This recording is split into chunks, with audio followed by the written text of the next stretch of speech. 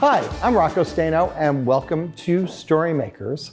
And do I have a story maker for you? Margi Preus. Welcome to StoryMakers. And you are a story maker. Just look at all these stories that you have. And today we're going to be talking about Village of Scoundrels. And when you write your books, they're based back in the past and history. And Village of Scoundrels is not an exception. It's based when? It's based on a true story of a real place, a village in France that during World War II sheltered many hundreds, possibly thousands of Jewish children and teenagers who were rescued from French concentration camps. They were rescued from, they were in concentration camps. They were in concentration camps in France. So they were not, these concentration camps were just places where people were interned, kept until such time as they figured out what they were going to do with them. And so there were quite a few concentration camps in France where they held German Jews, Jews that had been transported out of Germany into France and held in these concentration camps. There were some organizations that early in the war were able to legally take children and teenagers out of the concentration camp if there was somewhere for them to go. And it happened that this village in France was welcoming to these young people. Of course, their parents had to allow them to go too. So if they were allowed to go and the village would take them, this village welcomed them in and kept them in homes, people's homes, on farms, and also at boarding houses. There was a special high school in the community where young people came from all over Europe to attend this high school. So there were several boarding houses, and these places welcomed these Jewish refugee children, and they just became incorporated into the family of these young people. The name of the village? The real name of the village is Le Chambon-sur-Lignon. And I renamed it because what I've written is a novel. So it's based on real events, but some things are fictionalized. So the name in my story is Les Lots. Which is easier to pronounce than the original name of the village, right? That's part of the reason.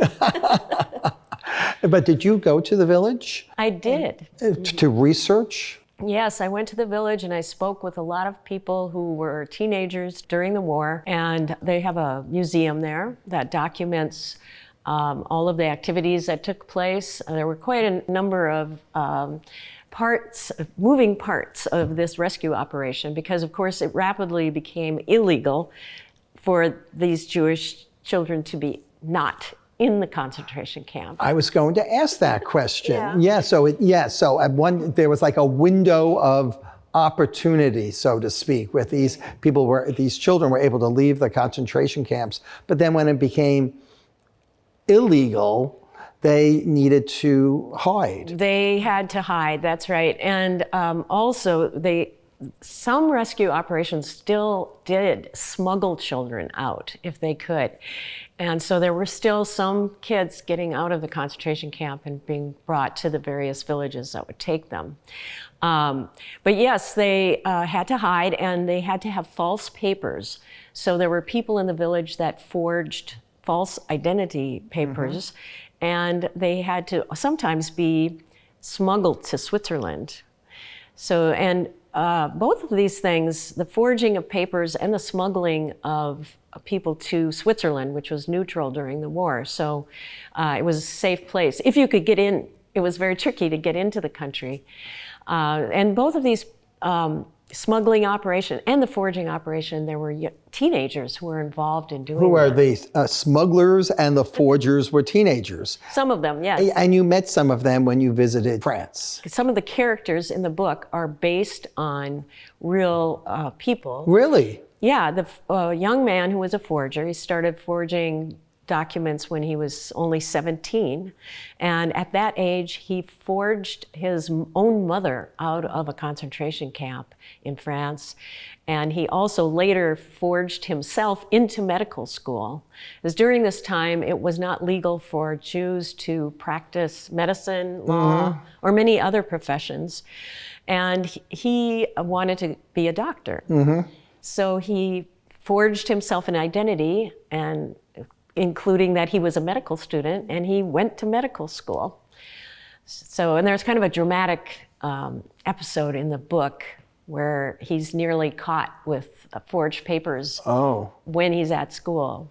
So that's one character that's based on a real person. And, Right. and now you said there were two others? Yeah, so there is a smuggler. A smuggler. People smuggler. Yeah. Who was also just 17 when he started helping people to get across the border to Switzerland. Mm-hmm. He would put on his Boy Scout uniform, made him look even younger, Mm-hmm. as if he were just going on an outing. Right. And then he would shepherd either adults or children who needed to get out of France to the border. And they had to take trains, they had to go by bus, they had to walk, and then at the very end, they had to get over the barbed wire and sneak into the country.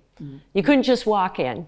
You had to sneak in. Yeah, what you're describing to me makes me recall the film Sound of Music at the end, when they're walking at the end. They're walking to leave their country, Austria. Exactly. Yes. So it was something similar to that, not as dramatic as... There wasn't music playing. There wasn't music playing, but it was something similar to that. Yes, that's right. Yeah, right. That's what happened. And so that's two. And the third character? The third character is a young boy who was only 10 years old when he started helping this forger. He would deliver these false papers to the people who needed them. And of course, he could go anywhere all over the countryside because he was only 10. Nobody suspected him. And he was a shepherd and he understood the whole area. So Jules was not Jewish, was he? No. No. The forger was. Right. The smuggler wasn't. Wasn't. And Jules was not. So Jules, who's only 10 years old, he takes this policeman on a wild goose chase to keep him away from the chateau. And the people that have been helping them have to race against time to bring their new friends to safety. You had mentioned the secret of the chateau. Now, you mentioned that this is a fiction. This is a story that you made up. So the secret of the chateau is part of the fiction story or part of the real story? Well, that's interesting. That's an interesting question because it's a little bit of both. In the back of the book, I tell all the true stories of the real people and what really happened. And the first part of the book, of course, is the story itself. It's a novel, which means it's fiction. And so I do take some liberties. Well, the secret of the chateau is a real thing that really existed in one of the homes that was sheltering Jewish refugees. But I have placed it in a fictional chateau, and the circumstances around its use are also fictional. So many stories, and so there must have been like one story that kind of really jumped out at you. That really surprised you. And what would that be? Well, I think that the story that led me to want to write this book and led me to want to do more research to find out more about the community was a story that I read years ago when I was writing Shadow on the Mountain. Oh, A Shadow, that was one of your other books that also takes place in World War II, but this one takes place in Norway. That's exactly right. But while I was researching that book, I ran into a little snippet of a story about a village in France that sheltered Jewish children during World War II. And they were high on a plateau, so they were sort of out of the eyes of the Germans who were running the country at that point. And there weren't any policemen in the town either at that time. Later there is, but at this time there wasn't. But when the policemen from the valley would come up to search for the Jewish children that were known to be hiding there, the villagers would send the children out into the forest to pick mushrooms or pick blueberries. And when the gendarmes, the French policemen, went away, the village children would go out into the forest and sing a little song to let the hidden children know that it was safe to come back. In your research, did you actually find out what the song was? It's a French folk song. I think they may have sung different ones. In my book, it's Au clair de la lune. Okay. Which many people play on the piano. It's, Sure, yes, right, if yes. you take piano lessons. Yeah, it's one of the, yes, one of the first recognizable That's right. songs one plays on the piano. Yeah. Now, you visit schools and talk about your books, and visiting schools to talk about Village of Scoundrels. Have there been any interesting discussions with students? Well, as a matter of fact, just today I was visiting a school, and I mentioned the epigraph, if I may.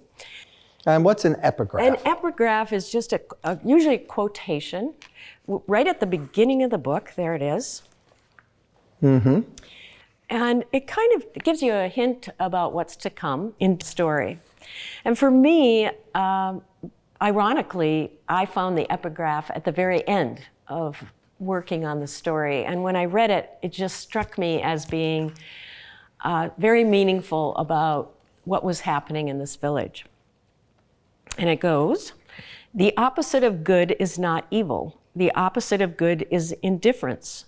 In a free society where terrible wrongs exist, some are guilty, but all are responsible." And that's by Rabbi Abraham Joshua Heschel. So that really made me think and wonder, and it made me ask a question of the students today, and that was, when terrible wrongs exist in the world, are we contributing to the problem if we don't speak up? Are we silently agreeing with the policies? If we don't say anything, are we saying what's happening is okay? And what do they say? Well, they had a lot of different things that they said. Some people said it wasn't our responsibility, and some said it was. And we had quite a conversation about it. But what I want to know is, what do you think? Yes, what do you think? In the comment section below, tell us what you think. Are you part of the problem if you don't speak up? And by the way, that village is still harboring refugees from countries from all around the world. Today? Today. Really? That is very interesting and encouraging.